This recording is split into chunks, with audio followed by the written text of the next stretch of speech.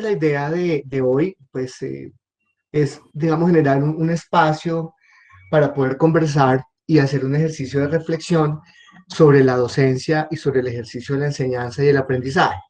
Por eso los voy a invitar a que tengan cerca de ustedes donde tomar nota, un esfero, porque la idea es poder hacer un ejercicio de reflexión, una mirada crítica sobre lo que ustedes hacen, la forma como han aprendido, la forma como enseñan, para que este espacio pues sea, digamos, un espacio muy nutrido que nos permita de una u otra manera también avanzar en esas preguntas y en esas inquietudes y poder compartir esos recorridos y esos campos explorados que ustedes tienen, donde vamos a establecer un diálogo entre su saber disciplinar, o sea, eso que ustedes han construido durante tantos años de experiencia, y ese saber pedagógico didáctico, que es lo que hace que ustedes puedan compartir ese saber a lo largo de las generaciones y garantizar que nuestra sociedad se nutra de nuevos profesionales, ¿cierto? Entonces, digamos que de entrada, la docencia es un ejercicio social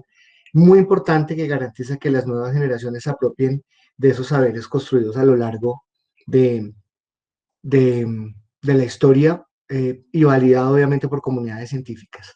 Entonces, este espacio está pensado en unos momentos. Un primer momento vamos a hacer algunas aproximaciones conceptuales a lo que sería la enseñanza y el aprendizaje. Vamos a hacer una mirada no solamente al acto de enseñar y al acto de aprender, sino la manera como usted enseña y como usted aprende, para que usted en algún momento pueda hacer un ejercicio metacognitivo y pueda identificar cuáles son esos puntos claves que le van a permitir a usted como docente enseñar mejor, de una manera mucho más efectiva, pero que también le permita a usted ponerse en el lugar del estudiante para que pueda establecer ese vínculo entre quien enseña y quien aprende, ¿de acuerdo? Para optimizar los aprendizajes esperados.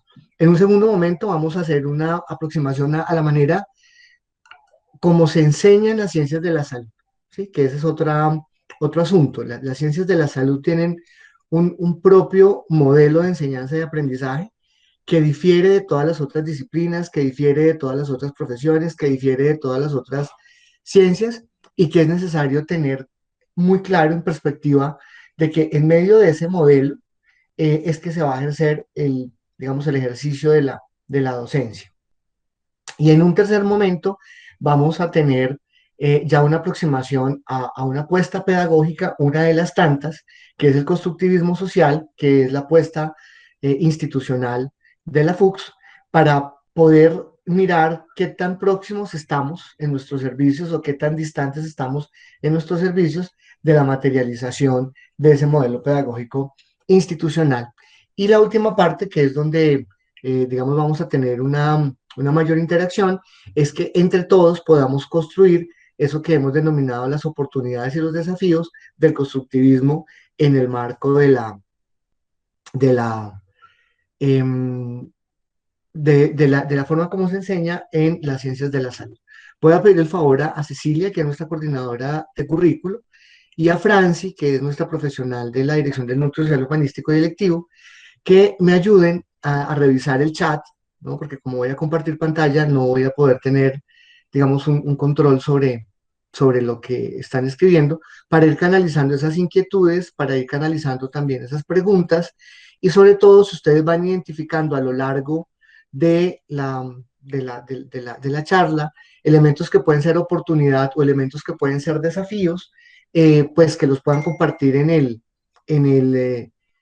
chat, de tal suerte que nosotros podamos ir construyendo ese momento de avanzar hacia la materialización de lo que podrían ser los desafíos y las apuestas del constructivismo social en la FUCS. Entonces voy a compartir pantalla. Me confirman, por favor, si están viendo la pantalla. Aún no.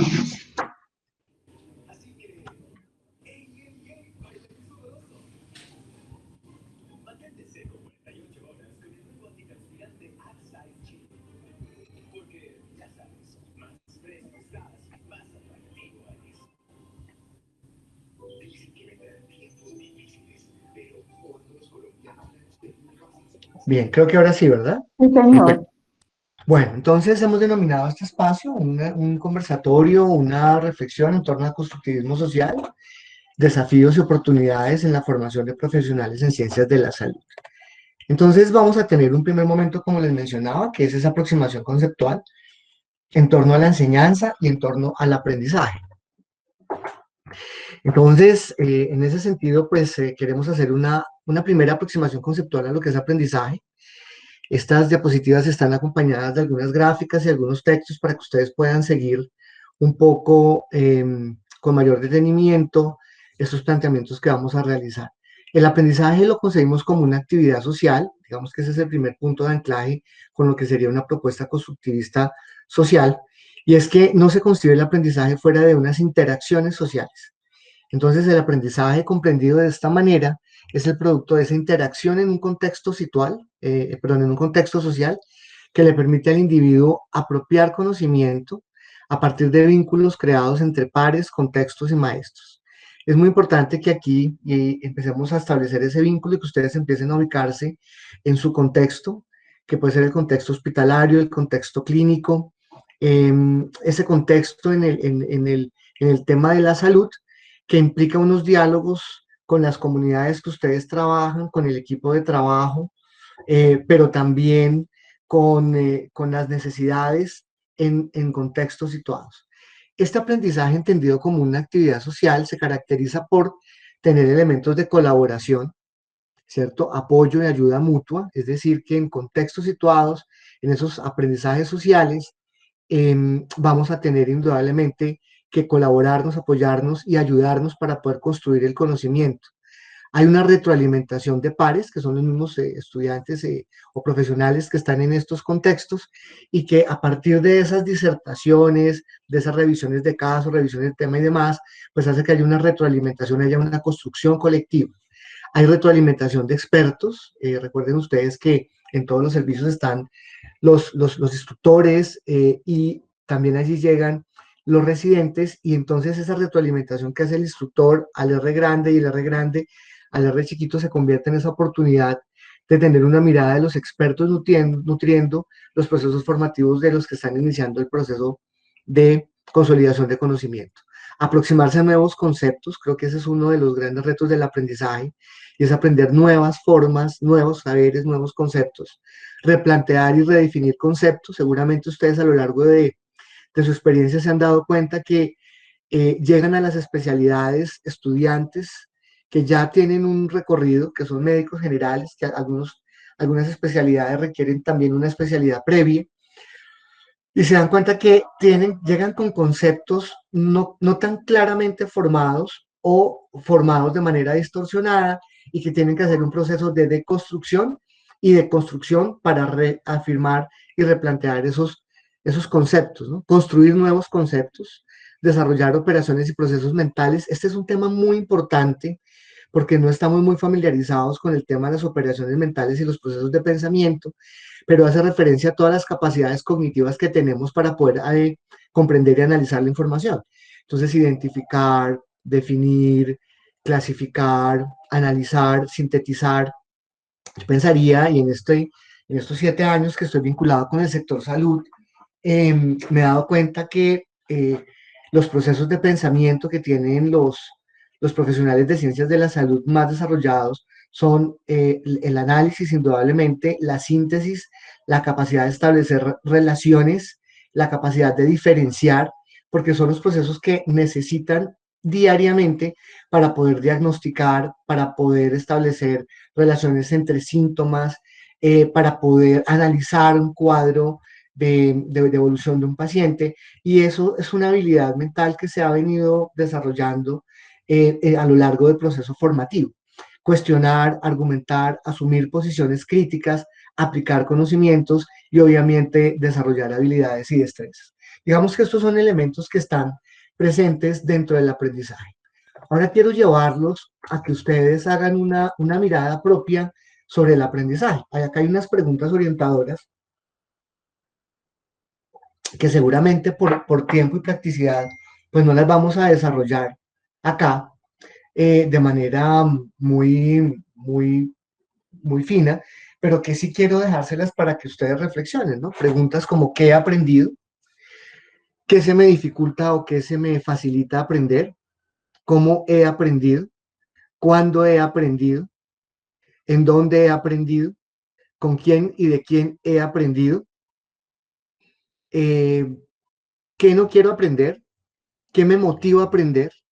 ¿Qué quiero aprender y para qué quiero aprender? Fíjense que a propósito, escogí dos imágenes para mirar esa apuesta sobre el aprendizaje, y es que el aprendizaje lo puedo hacer solo, ¿cierto? O sea, puedo tener un aprendizaje individual, un autoaprendizaje, pero el aprendizaje también lo puedo hacer colectivo. Quiere decir esto que el aprendizaje se sitúa desde dos perspectivas o desde dos aproximaciones, que es el aprendizaje propio y el aprendizaje que hago con pares. Eso me establece, digamos, una diferencia donde, pues obviamente habrá momentos donde el aprendizaje lo hago de manera individual, pero también hay momentos donde el aprendizaje lo hago en escenarios y formas colectivas.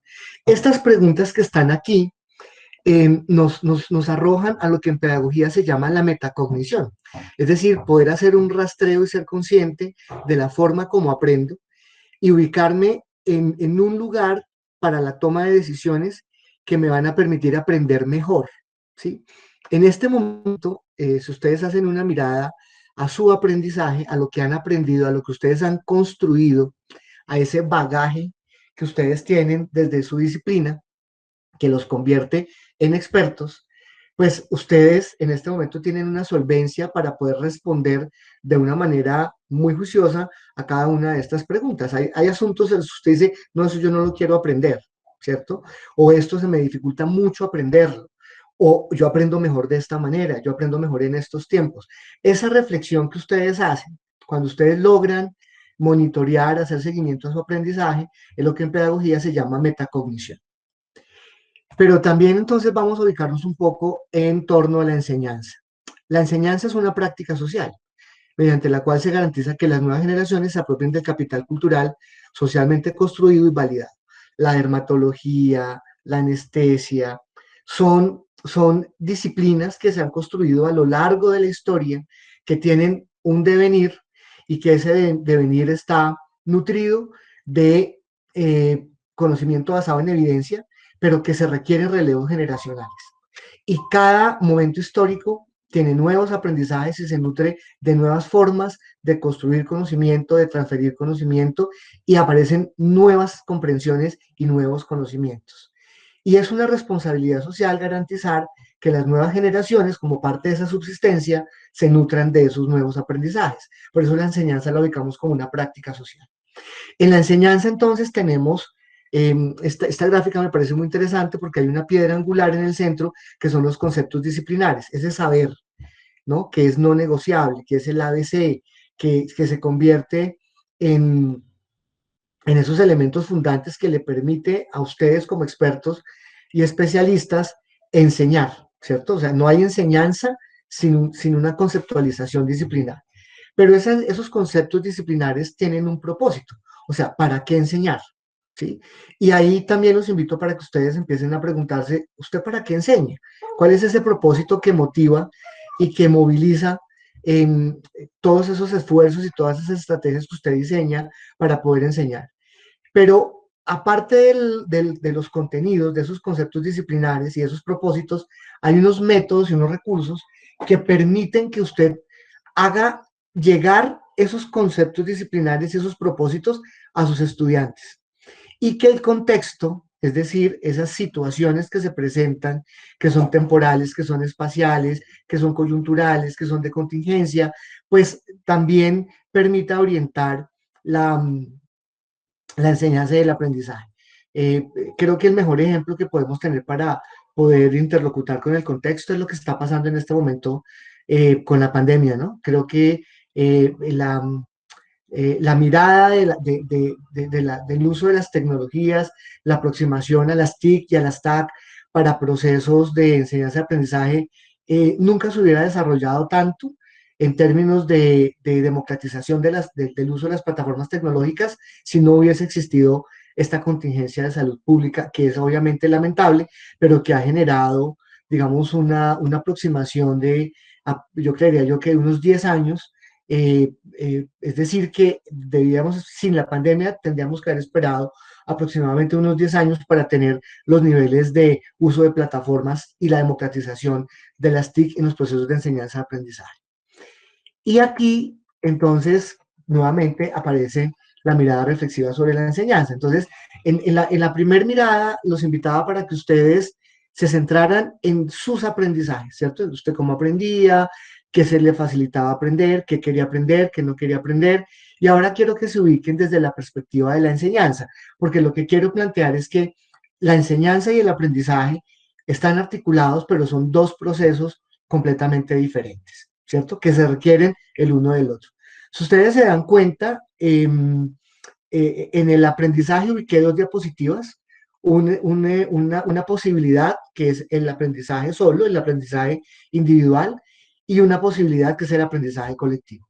La enseñanza no contempla esas dos posibilidades. La enseñanza se hace en ejercicios colectivos, ¿cierto? Es decir, uno no se enseña a uno mismo. La enseñanza a uno mismo es el autoaprendizaje.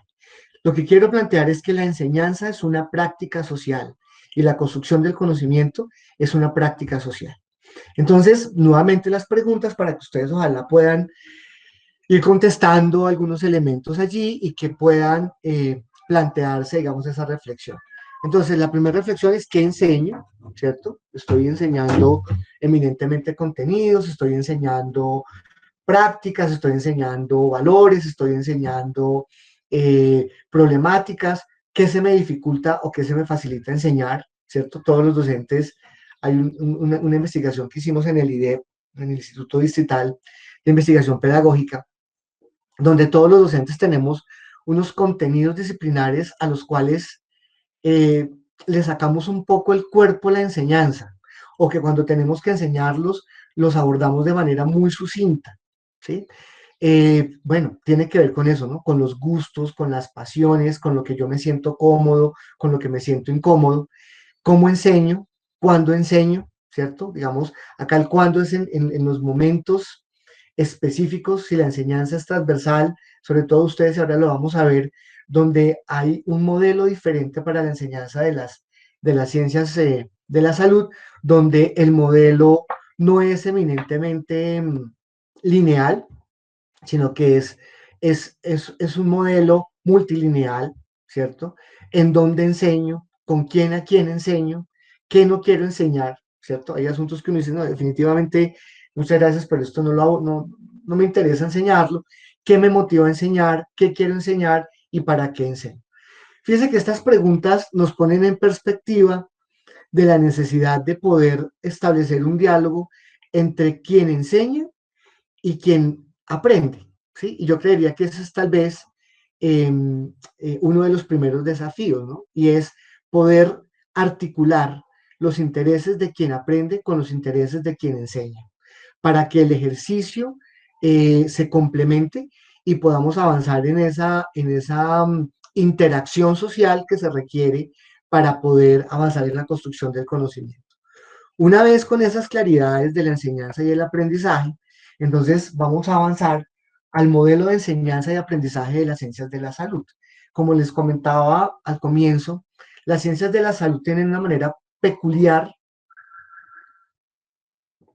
de ser enseñadas y de ser aprendidas, ¿cierto? Es un modelo no lineal, es un modelo multilineal, es un modelo sincrónico, complejo y gradual, y eso es lo que vamos a tratar de comprender. El primer asunto es que el proceso formativo en las ciencias de la salud, o sea, cómo formamos a las nuevas generaciones de profesionales en salud, se concibe desde una perspectiva sincrónica, gradual y compleja. Los estudiantes, mediante un sistema de enseñanza integrado, desarrollan diversas actividades formativas, o sea, no es una sola actividad, sino que ellos están expuestos a múltiples actividades de manera sincrónica, lo que permite que su espectro de aprendizaje sea mucho más amplio. Y el sistema de evaluación está coordinado de manera simultánea para lograr abordar y apropiar el objeto de estudio del programa, o sea, lo disciplinar, desarrollar las competencias y materializar los aprendizajes esperados, ¿cierto? O sea, ese sistema de evaluación unido a ese modelo sincrónico, gradual y complejo, donde se desarrollan de manera integrada varias actividades formativas, es lo que garantiza que la nuez del asunto, el ABC, el ADN de las especialidades médico-quirúrgicas no se pierdan, ¿cierto? Sino que se transmitan de una generación en generación, se nutran con los nuevos descubrimientos y se permita avanzar en aumentar las fronteras de los campos de conocimiento. En la gráfica encontramos entonces cómo se construye el conocimiento en una relación entre estudiantes y docentes y contexto, donde indudablemente ustedes saben que cada especialidad médico-quirúrgica tiene un saber, o sea, un conjunto epistémico que fundamenta la disciplina, que tiene un hacer, o sea, tienen también unos procedimientos propios y que necesariamente requiere de un código ético y axiológico para poder hacer un ejercicio integral de la profesión. Entonces, ¿cómo se forma? O sea, ¿cómo se forma, digamos, a diferencia de los ingenieros, a diferencia de las ciencias sociales, donde está el aula de clase se desarrolla a partir de lecturas y de unas actividades, digamos, con unos escenarios muy puntuales? Las ciencias de la salud tienen un modelo variopinto, entonces hay escenarios de docencia-servicio, hay laboratorios, toda la gama de laboratorios que ustedes conocen, hay escenarios de proyección social, la proyección social juega un espacio muy importante en la formación de los nuevos especialistas, hay asignaturas, en el caso nuestro, tenemos 3 núcleos de fundamentación, el núcleo técnico-científico, el núcleo social-humanístico y el núcleo electivo, hay aulas virtuales como recurso, está la investigación formativa, hay electivas de profundización y electivas transversales, hay actividades de bienestar, o sea, se garantiza que los residentes y los instructores tengan unas condiciones de bienestar que les permita avanzar en su proceso formativo, hay movilidad nacional e internacional, hay estrategias metodológicas y hay rotaciones, ¿sí? Entonces, fíjense que aquí lo que quiero, digamos, llamar la atención es que se desarrollan diversas actividades formativas, no es una sola, que estas actividades, estos escenarios, ¿cierto? Estas oportunidades donde estamos exponiendo, a mí me gusta mucho ese término de exposición, estamos exponiendo a nuestros residentes para que aprendan más y aprendan mejor, se convierten entonces en un modelo diferente, ¿cierto? Seguramente yo realmente no conozco otras disciplinas que tengan tantas exposiciones de manera simultánea para que el estudiante aprenda, ¿cierto? Y creo que ese es un valor agregado que tiene la formación en ciencias de la salud.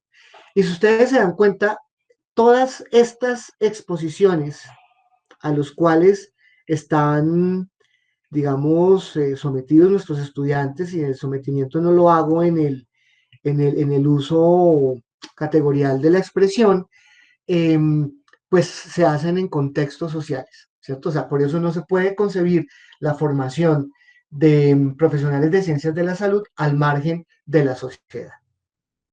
La sincronía. Entonces, decíamos que nuestro modelo es sincrónico, gradual y complejo. Entonces, vamos a hablar de la sincronía.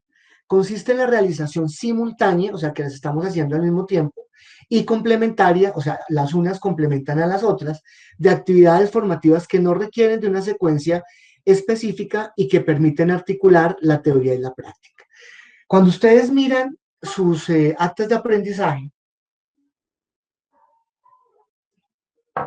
y la manera como se aprende en cada una de las especialidades, por eso celebro mucho que nos acompañen los jefes de servicio, porque cada disciplina se aprende y se enseña de una manera diferente. Es lo que en didáctica se llama las didácticas disciplinarias, ¿cierto? La ortopedia se aprende y se enseña de manera diferente a cómo se aprende y se enseña la dermatología, de manera diferente a cómo se enseña y se aprende la radiología, y cada una de las especialidades tiene unas necesidades propias y unos recursos propios que deben ser explorados. Por eso, los modelos de enseñanza y aprendizaje se identifican cuáles son sus componentes, pero cada disciplina debe hacer una reflexión muy fina para poder establecer cómo es que se enseña y cómo es que se aprende en la disciplina.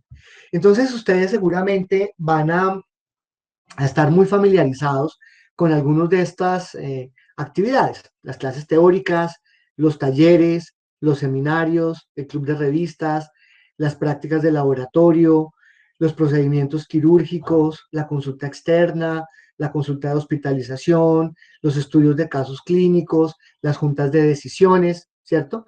Pero lo interesante es que esto se hace de manera sincrónica, entonces tienen una clase teórica, pero ese mismo día pueden tener también un taller y el taller va a fortalecer lo que hace la clase teórica, pero ese taller también les va a servir para poder hacer la revisión de revista, pero a veces llega a la consulta externa un caso que no se ha revisado en el club de revista, que no se ha abordado en la clase teórica, y entonces este caso clínico que se presenta en la consulta externa es el detonante y el desencadenante para poder preparar un seminario, para poder revisar una revista. ¿De acuerdo? Entonces, estos elementos son muy importantes. Estamos construyendo un banco de actividades pedagógicas y didácticas que también nos permita compartir un poco como comunidad académica qué hacemos y cómo lo hacemos. Entonces los estudiantes transitan de manera complementaria entre la teoría y la práctica.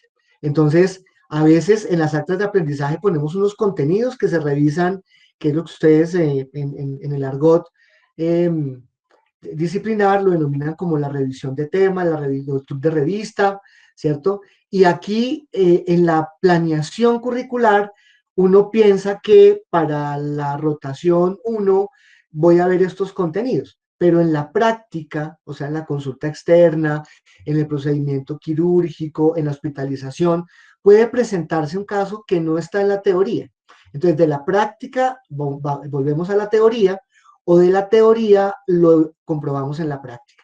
Entonces, esto permite un tránsito eh, que, insisto, no se da de manera frecuente en la manera como se construye el conocimiento en otras disciplinas, ¿sí? Normalmente la lógica de construcción de conocimiento en las otras disciplinas es teoría, práctica, teoría, práctica, teoría, práctica. Y en las ciencias de la salud tenemos los dos modelos, de la teoría a la práctica y de la práctica a la teoría. Digamos que esta relación dialéctica, ¿cierto? Me permite que se construyan y afiancen la comprensión, los conocimientos, las destrezas y las habilidades, pero que también haya una retroalimentación y evaluación constante, y esto resulta indudablemente fundamental para el logro de los aprendizajes esperados. ¿Qué quiere decir esto? Que en el modelo de enseñanza y aprendizaje de ciencias de la salud, como está concebido, ¿cierto? Donde hay tantos escenarios de exposición para que el estudiante aprenda, pues hay muchas formas de que el estudiante construya conocimiento.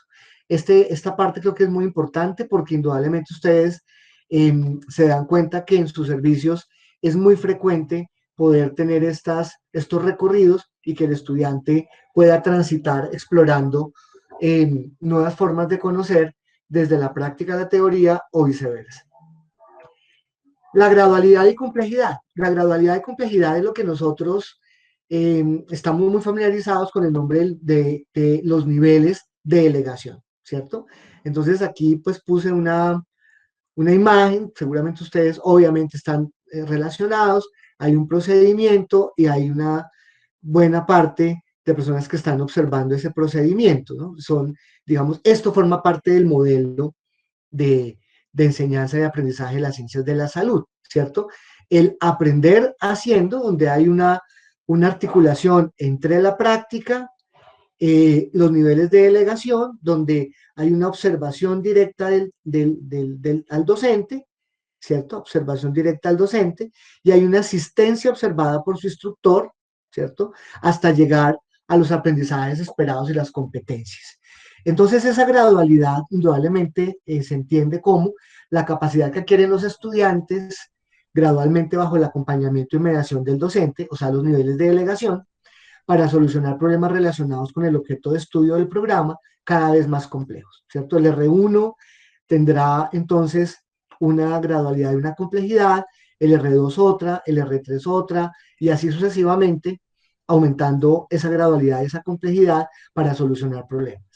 El desarrollo de competencias de aprendizajes esperados en el marco de los niveles de delegación, claramente definidos en las actas de aprendizaje, que es lo que nos permite establecer esta secuencia lógica que presenté hace unos momentos, y el desarrollo de los aprendizajes esperados y las competencias se evidencian a lo largo del proceso formativo. Es decir, cómo entra nuestro estudiante, cómo entra y cómo sale, ¿no? Ese recorrido es, digamos, el proceso de formación. Y hay algo muy interesante también dentro del modelo que hemos venido construyendo, y es el círculo de aprendizaje. Y acá es donde quiero invitarlos para que ustedes se ubiquen en su práctica pedagógica, ¿no? Entonces, tenemos un primer momento dentro de este círculo, lo hemos denominado el círculo de aprendizaje, donde los docentes de la especialidad, o sea, los expertos, diseñan e implementan estrategias de enseñanza y aprendizaje para la construcción del nuevo conocimiento. Estas estrategias pasan a que los estudiantes de semestres superiores desarrollen esas estrategias planteadas para la construcción del conocimiento bajo los niveles de delegación. Y a su vez, estos estudiantes de semestres superiores, o sea, lo que en el argot de las especialidades se llaman los R grandes, contribuyen en la formación de los R chiquitos. Entonces, los estudiantes de semestres superiores participan activamente en la planeación y desarrollo de estrategias, preparan clubes de revistas, seminarios, acompañan en las revisiones de caso y a su vez entonces desarrollan esas estrategias que están siendo promovidas por el docente, y permiten entonces acompañar y orientar a los estudiantes de semestres inferiores en la construcción del conocimiento, nuevamente bajo los niveles de delegación. Ese es el modelo, digamos que esa es la manera como se aprende y como se enseña en ciencias de la salud. Yo creo que hasta ahí estamos todos un poco conectados, espero que se sientan un poco leídos porque digamos que es el ejercicio de comprensión sobre el modelo desde unas apuestas no clínicas, pero sí pedagógicas y didácticas. Vamos a centrarnos entonces en el constructivismo. El constructivismo es un modelo pedagógico. Los modelos pedagógicos son unos acuerdos institucionales en el cual las comunidades educativas se ponen, digamos, articulan unas acciones para que el proceso de enseñanza-aprendizaje fluya de manera más efectiva. Entonces, el constructivismo básicamente es la idea que el individuo, tanto en los aspectos cognitivos y sociales, del comportamiento como en los afectivos, no es un simple producto del ambiente ni resultado de sus disposiciones internas, sino que es una construcción propia, que se produce día a día como resultado entre la interacción entre estos factores. Es decir, entre lo interno, o sea, lo propio, lo cognitivo, la disposición, lo que podríamos hablar de unas condiciones físicas, o sea, que el estudiante esté bien de salud, o sea, que cognitivamente pueda aprender, y su interacción con el contexto, ¿cierto? Es decir, que no se concibe la construcción del conocimiento de manera aislada, sino que la construcción del conocimiento requiere de esa interacción social.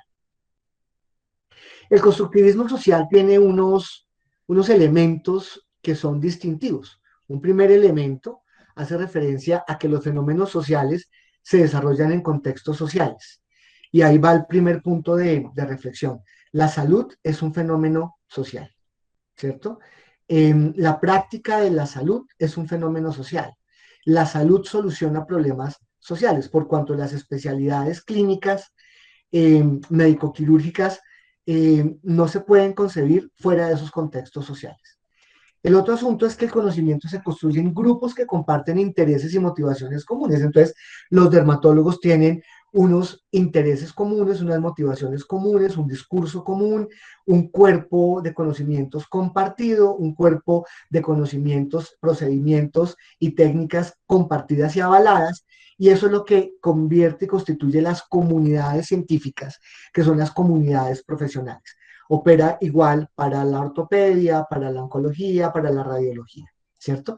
Entonces, esa construcción entre pares, ¿sí? En los servicios también se convierte en un elemento fundamental para el proceso de enseñanza-aprendizaje. Se aprende en equipo, compartiendo conocimientos, estableciendo normas para todos, qué se puede hacer, qué no se puede hacer, qué es ético, qué no es ético, qué es pertinente, qué es prudente, qué conocimiento basado en evidencia se puede aplicar, cuál no, qué conocimientos se incorporan, qué nuevas prácticas se incorporan, qué prácticas se desechan y demás.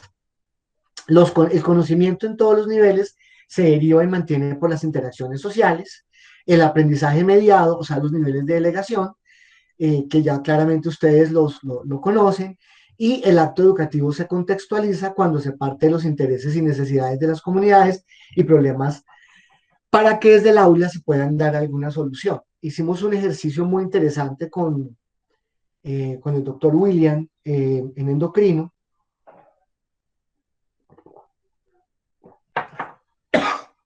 perdón,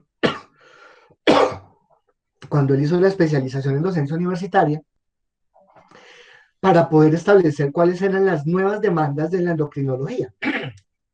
Y establecimos que hay unas demandas sociales, hay unas problemáticas sociales que están, por ejemplo, exigiendo que hayan unos nuevos desarrollos, todo lo que tiene que ver con el posicionamiento de las comunidades LGBTI, las necesidades desde la endocrinología para los tránsitos de género, que otrora, hace unas décadas, digamos, no se hubiese convertido en una necesidad de estudio o en campos por explorar.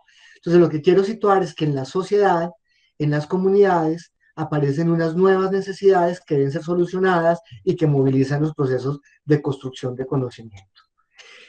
La salud como construcción social, pues quise poner algunas imágenes que tienen que ver cómo el ejercicio que ustedes tienen se convierten en la esperanza social. Todos los que llegan a sus consultorios, a sus servicios, están esperando en ustedes desde la fe un milagro, desde el conocimiento, la materialización y transferencia del saber acumulado y desde lo social un impacto, ¿cierto? Entonces, estas imágenes creo que lo que ponen en diálogo es que no hay práctica social más fuerte que la salud y la educación, ¿cierto? Es decir, no se puede concebir la educación fuera del contexto de la socialización y no se puede concebir la salud fuera del contexto de la socialización, ¿cierto? Por cuanto la forma como se construye el conocimiento en ciencias de la salud implica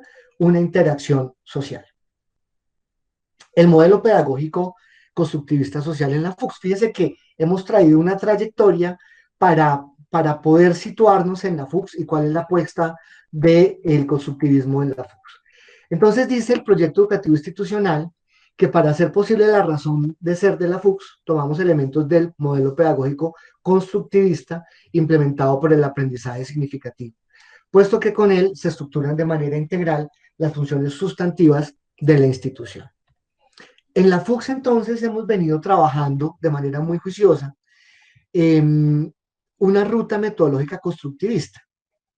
Es decir, esto empezamos a construirlo porque cuando hablamos del constructivismo, nos preguntaban en todos los servicios y nos preguntaban en todas las facultades, bueno, ¿cómo se hace una clase constructivista?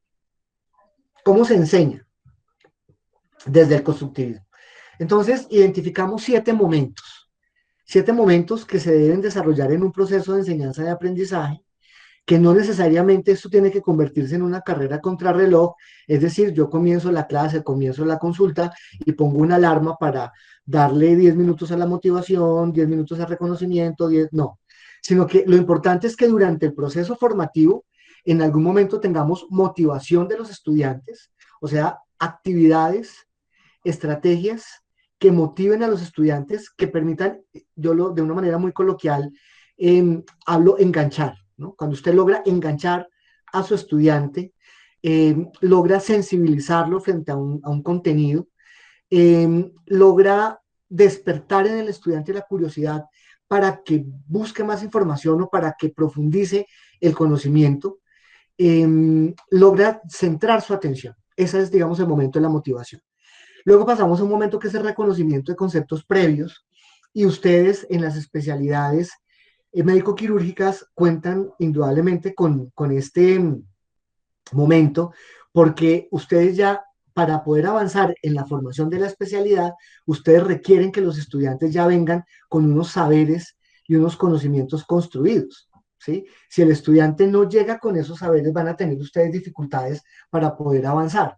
Entonces es muy importante acá en el reconocimiento de conceptos previos, identificar qué saben, cómo lo aprendieron, en dónde lo obtuvieron, para poder establecer si ese conocimiento que el estudiante trae es un conocimiento realmente sólido, está bien estructurado, o es un conocimiento que toca deconstruir para volver a construir.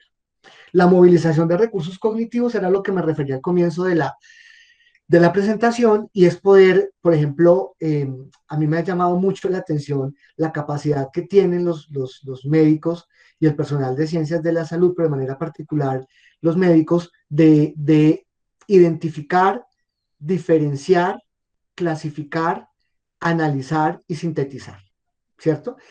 Y me llama mucho la atención porque cuando yo trabajo, por ejemplo, en posgrados con profesionales diferentes a las ciencias de la salud, un texto, cuando yo les pongo un texto de pedagogía o un texto digamos, en una maestría de otra universidad donde no tengo profesores de ciencias de la salud, un texto me dura 2 clases. O sea, la revisión y reflexión del texto me dura 2 clases, ¿cierto? Cuando yo trabajo con profesionales de la salud, el texto me dura 2 horas.